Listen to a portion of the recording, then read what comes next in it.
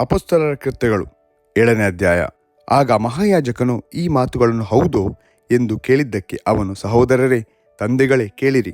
ನಮ್ಮ ಮೂಲಪುರುಷನಾದ ಅಬ್ರಹಾಮನು ಖರಾನಿನಲ್ಲಿ ವಾಸ ಮಾಡಿದ್ದಕ್ಕಿಂತ ಮುಂಚೆ ಮೆಸೊಪೊತಾಮ್ಯದಲ್ಲಿದ್ದಾಗ ಪ್ರಭಾವ ಸ್ವರೂಪನಾದ ದೇವರು ಅವನಿಗೆ ಕಾಣಿಸಿಕೊಂಡು, ನಿನ್ನ ಸ್ವದೇಶವನ್ನು ನಿನ್ನ ಬಂಧು ಬಳಗವನ್ನು ಬಿಟ್ಟು ನಾನು ತೋರಿಸುವ ದೇಶಕ್ಕೆ ಹೊರಟು ಹೋಗು ಎಂದು ಹೇಳಿದನು. ಆಗ ಅವನು ಕಸ್ದೀಯರ ದೇಶದಿಂದ ಹೊರಟು ಹೋಗಿ ಖರಾನಿನಲ್ಲಿ ವಾಸವಾಗಿದ್ದನು.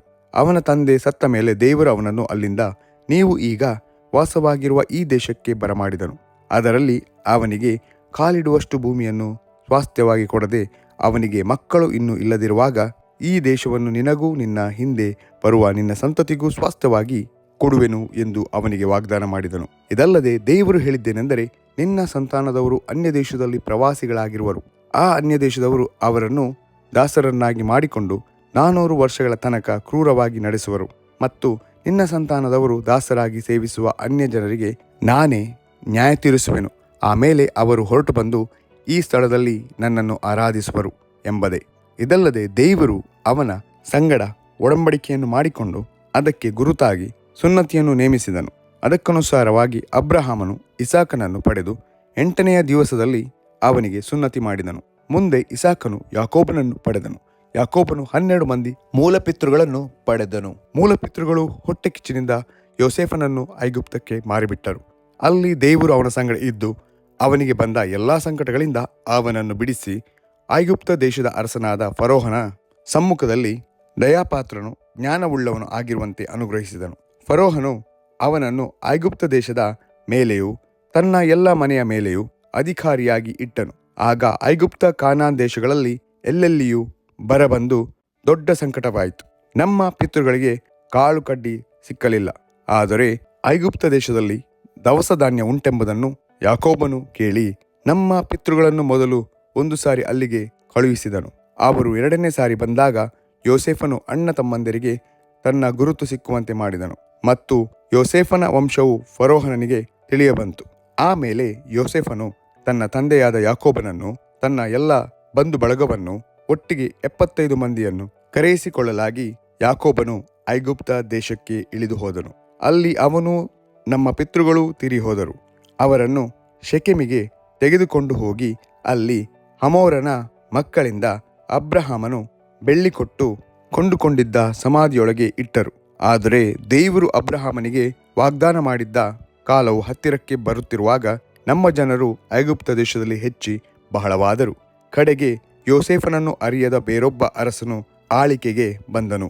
ಈ ಅರಸನು ನಮ್ಮ ಜನರಲ್ಲಿ ಕುಯುಕ್ತಿ ಮಾಡಿ ಅವರ ಕೂಸುಗಳನ್ನು ಜೀವದಿಂದುಳಿಸಬಾರದೆಂದು ಹೊರಗೆ ಹಾಕಿಸಿ ನಮ್ಮ ಪಿತೃಗಳನ್ನು ಕ್ರೂರವಾಗಿ ನಡೆಸಿದನು. ಆ ಸಮಯದಲ್ಲಿ ಮೋಶೆಯು ಹುಟ್ಟಿದನು. ಅವನು ದಿವ್ಯ ಸುಂದರನಾಗಿದ್ದನು ಮತ್ತು ತಂದೆಯ ಮನೆಯಲ್ಲಿ 3 ತಿಂಗಳು ಸಾಕಲ್ಪಟ್ಟನು. ಆಮೇಲೆ ಅವನನ್ನು ಹೊರಗೆ ಹಾಕಿದಾಗ ಫರೋಹನ ಮಗಳು ಅವನನ್ನು ಎತ್ತಿಕೊಂಡು ಹೋಗಿ ತನ್ನ ಮಗನಾಗಿ ಸಾಕಿದಳು. ಮೋಶೆಯು ಐಗುಪ್ತ ದೇಶದವರ ಸರ್ವ ವಿದ್ಯೆಗಳಲ್ಲಿಯೂ ಉಪದೇಶ ಹೊಂದಿ ಮಾತುಗಳಲ್ಲಿಯೂ ಕಾರ್ಯಗಳಲ್ಲಿಯೂ ಸಮರ್ಥನಾದನು. ಅವನಿಗೆ 40 ವರ್ಷ ವಯಸ್ಸು ತುಂಬುತ್ತಾ ಇರಲು ಇಸ್ರಾಯೇಲ್ ವಂಶಸ್ಥರಾದ ತನ್ನ ಸಹೋದರರನ್ನು ಹೋಗಿ ನೋಡಬೇಕೆಂಬ ಆಶೆಯು ಅವನ ಹೃದಯದಲ್ಲಿ ಹುಟ್ಟಿತು. ಅವರಲ್ಲಿ ಒಬ್ಬನಿಗೆ ಅನ್ಯಾಯವಾಗುವುದನ್ನು ಅವನು ನೋಡಿ ಅವನಿಗೆ ಆಶ್ರಯ ಕೊಟ್ಟು ಪೀಡಿಸುವ ಐಗುಪ್ತನನ್ನು ಹೊಡೆದು ಹಾಕಿ ಮೊಯ್ಗೆ ಮೊಯ್ ತೀರಿಸಿದನು. ದೇವರು ತನ್ನ ಕೈಯಿಂದ ಬಿಡುಗಡೆಯನ್ನು ಉಂಟು ಮಾಡುತ್ತಾನೆಂಬುದು ತನ್ನ ಸಹೋದರರಿಗೆ ತಿಳಿದು ಬರುವುದೆಂದು ಭಾವಿಸಿದನು. ಆದರೆ ಅವರು ಹಾಗೆ ತಿಳುಕೊಳ್ಳಲಿಲ್ಲ. ಮರುದಿನ ತಾವು ತಾವೇ ಹೊಡೆದಾಡಿಕೊಳ್ಳುತ್ತಿರುವಾಗ ಅವನು ಎದುರಾಗಿ ಬಂದು, ಜನರೇ, ನೀವು ಸಹೋದರರಲ್ಲವೇ? ನೀವೇಕೆ ಒಬ್ಬರಿಗೊಬ್ಬರು ಅನ್ಯಾಯ ಮಾಡುತ್ತೀರಿ ಎಂದು ಹೇಳಿ ಅವರನ್ನು ಸಮಾಧಾನಪಡಿಸಬೇಕೆಂದಿದ್ದನು. ಆದರೆ ತನ್ನ ಸ್ವಕುಲದವನಿಗೆ ಅನ್ಯಾಯ ಮಾಡುತ್ತಿದ್ದವನು, ನಿನ್ನನ್ನು ನಮ್ಮ ಮೇಲೆ ಅಧಿಕಾರಿಯನ್ನಾಗಿಯೂ ನ್ಯಾಯಾಧಿಪತಿಯನ್ನಾಗಿಯೂ ಇಟ್ಟವರು ಯಾರು? ನಿನ್ನೆ ಆ ಐಗುಪ್ತನನ್ನು ಕೊಂದಂತೆ ನನ್ನನ್ನು ಕೊಲ್ಲಬೇಕೆಂದಿದ್ದೀಯೋ ಎಂದು ಅವನನ್ನು ನೂಕಿಬಿಟ್ಟನು.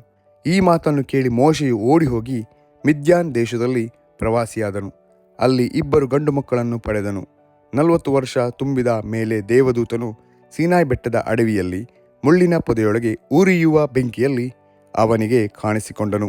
ಮೋಶೆಯು ಅದನ್ನು ಕಂಡು ಆ ನೋಟಕ್ಕೆ ಆಶ್ಚರ್ಯಪಟ್ಟು ಚೆನ್ನಾಗಿ ನೋಡಬೇಕೆಂದು ಹತ್ತಿರ ಬರಲು, ನಾನು ನಿನ್ನ ಪಿತೃಗಳ ದೇವರು, ಅಬ್ರಹಾಮ, ಇಸಾಕ, ಯಾಕೋಬರ ದೇವರು ಎಂದು ಕರ್ತನ ಶಬ್ದವುಂಟಾಯಿತು. ಆಗ ಮೋಶೆಯು ನಡುಗುತ್ತಾ ಸ್ಥಿರವಾಗಿ ನೋಡುವುದಕ್ಕೆ ಧೈರ್ಯವಿಲ್ಲದವನಾದನು. ಮತ್ತು ಕರ್ತನು ಅವನಿಗೆ, ನಿನ್ನ ಕಾಲಿನ ಕೆರಗಳನ್ನು ತೆಗೆ, ನೀನು ನಿಂತಿರುವ ಸ್ಥಳವು ಪರಿಶುದ್ಧ ಭೂಮಿ. ಐಗುಪ್ತ ದೇಶದಲ್ಲಿರುವ ನನ್ನ ಜನರ ದುರವಸ್ಥೆಯನ್ನು ನೋಡಿದ್ದೇನೆ. ಅವರ ಮೊರೆಯನ್ನು ಕೇಳಿ ಅವರನ್ನು ಬಿಡಿಸುವುದಕ್ಕೆ ಇಳಿದು ಬಂದಿದ್ದೇನೆ. ಈಗ ನಿನ್ನನ್ನು ಐಗುಪ್ತ ದೇಶಕ್ಕೆ ಕಳುಹಿಸುತ್ತೇನೆ, ಬಾ ಎಂದು ಹೇಳಿದನು. ಅವರು ಯಾವ ಮೋಶೆಯನ್ನು ನಿನ್ನನ್ನು ಅಧಿಕಾರಿಯನ್ನಾಗಿಯೂ ನ್ಯಾಯಾಧಿಪತಿಯನ್ನಾಗಿಯೂ ಇಟ್ಟವರು ಯಾರೆಂದು ಹೇಳಿ ಬೇಡವೆಂದರೋ, ಅವನನ್ನೇ ದೇವರು ಪೊದೆಯಲ್ಲಿ ಕಾಣಿಸಿಕೊಂಡ ದೂತನ ಕೈಯಿಂದ ಅಧಿಕಾರಿಯನ್ನಾಗಿಯೂ ಬಿಡುಗಡೆ ಮಾಡುವವನನ್ನಾಗಿಯೂ ನೇಮಿಸಿದನು. ಅವನೇ ಐಗುಪ್ತ ದೇಶದಲ್ಲಿಯೂ ಕೆಂಪು ಸಮುದ್ರದಲ್ಲಿಯೂ 40 ವರ್ಷ ಅಡವಿಯಲ್ಲಿಯೂ ಅದ್ಭುತ ಕಾರ್ಯಗಳನ್ನು ಸೂಚಕ ಕಾರ್ಯಗಳನ್ನು ಮಾಡುತ್ತಾ ಅವರನ್ನು ನಡೆಸಿಕೊಂಡು ಬಂದವನು. ಆ ಮೋಶೆಯೇ ದೇವರು ನನ್ನನ್ನು ಏರ್ಪಡಿಸಿದಂತೆ ನಿಮ್ಮ ಸಹೋದರರಲ್ಲಿ ಮತ್ತೊಬ್ಬ ಪ್ರವಾದಿಯನ್ನು ನಿಮಗೆ ಏರ್ಪಡಿಸಿಕೊಡುವನು ಎಂದು ಇಸ್ರಾಯೇಲ್ ಜನರಿಗೆ ಹೇಳಿದವನು.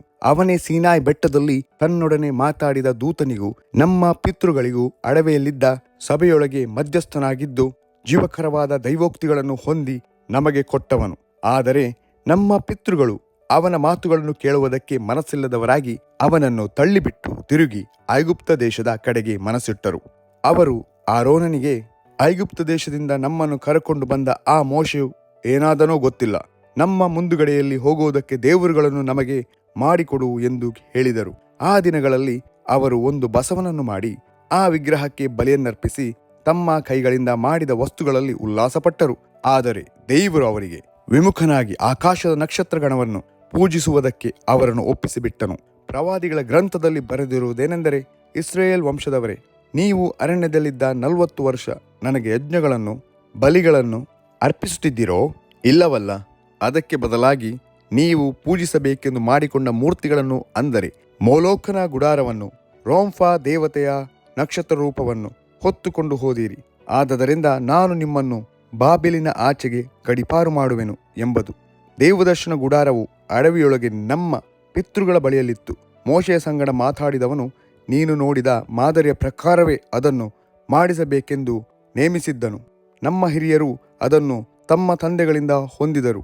ಅವರು ಯೆಹೋಶುವನ ಹಿಂದೆ ಬಂದು ದೇವರು ತಮ್ಮ ಮುಂದೆ ಹೊರಡಿಸಿದ ಅನ್ಯಜನಗಳ ದೇಶವನ್ನು ಸ್ವಾಧೀನ ಮಾಡಿಕೊಂಡಾಗ ಆ ಗುಡಾರವನ್ನು ಕೂಡ ತಂದರು. ಅದು ದಾವೀದನ ಕಾಲದವರೆಗೂ ಇಲ್ಲೇ ಇತ್ತು. ದಾವೀದನು ದೇವರ ಸನ್ನಿಧಾನದಲ್ಲಿ ಕೃಪೆ ಹೊಂದಿ ಯಾಕೋಬನ ವಂಶದವರಿಗೋಸ್ಕರ ದೇವಾಲಯವನ್ನು ಕಟ್ಟಿಸುವುದಕ್ಕೆ ಅಪ್ಪಣೆಯಾಗಬೇಕೆಂದು ಕೇಳಿಕೊಂಡನು. ಆದರೆ ಆತನಿಗೋಸ್ಕರ ಮನೆಯನ್ನು ಕಟ್ಟಿಸಿದವನು ಸೊಲೊಮೋನನು. ಆದರೂ ಪರಾತ್ಪರನು ಕೈಯಿಂದ ಕಟ್ಟಿದ ಮನೆಗಳಲ್ಲಿ ವಾಸ ಮಾಡುವವನಲ್ಲ. ಆಕಾಶವು ನನಗೆ ಸಿಂಹಾಸನ, ಭೂಮಿಯು ನನ್ನ ಪಾದಗಳಿಗೆ ಪೀಠ. ನೀವು ನನಗೆ ಎಂಥ ಮನೆಯನ್ನು ಕಟ್ಟಿಕೊಡುವಿರಿ? ನನ್ನ ವಿಶ್ರಾಂತಿಗೆ ತಕ್ಕ ಸ್ಥಳವು ಯಾವುದು? ಇವುಗಳನ್ನೆಲ್ಲ ನನ್ನ ಕೈಯೇ ನಿರ್ಮಿಸಿತಲ್ಲ ಎಂಬುದಾಗಿ ಕರ್ತನು ಹೇಳುತ್ತಾನೆ ಎಂದು ಪ್ರವಾದಿಯು ನುಡಿದಿದ್ದಾನೆ. ಚಂಡಿಗಳೇ, ಮನಶುದ್ಧಿಯೂ ಕರ್ಣಶುದ್ಧಿಯೂ ಇಲ್ಲದವರೇ, ನಿಮ್ಮ ಪಿತೃಗಳು ಹೇಗೋ ಹಾಗೆ ನೀವು ಯಾವಾಗಲೂ ಪವಿತ್ರಾತ್ಮನನ್ನು ಎದುರಿಸುವವರಾಗಿದ್ದೀರಿ. ಪ್ರವಾದಿಗಳಲ್ಲಿ ನಿಮ್ಮ ಪಿತೃಗಳು ಹಿಂಸೆಪಡಿಸಿದವರು ಯಾರಿದ್ದಾರೆ? ಅವರು ಆ ನೀತಿ ಸ್ವರೂಪನ ಆಗಮನದ ವಿಷಯದಲ್ಲಿ ಮುಂತಿಳಿಸಿದವರನ್ನು ಕೊಂದರು. ನೀವು ಈಗ ಆತನನ್ನು ಹಿಡಿಕೊಟ್ಟು ಕೊಂದವರಾದಿರಿ. ದೇವದೂತರ ಮೂಲಕ ನೇಮಕವಾದ ಧರ್ಮಶಾಸ್ತ್ರವನ್ನು ನೀವು ಹೊಂದಿದವರಾದರೂ ಅದನ್ನು ಅನುಸರಿಸುವುದಿಲ್ಲ ಎಂದು ಹೇಳಿದನು.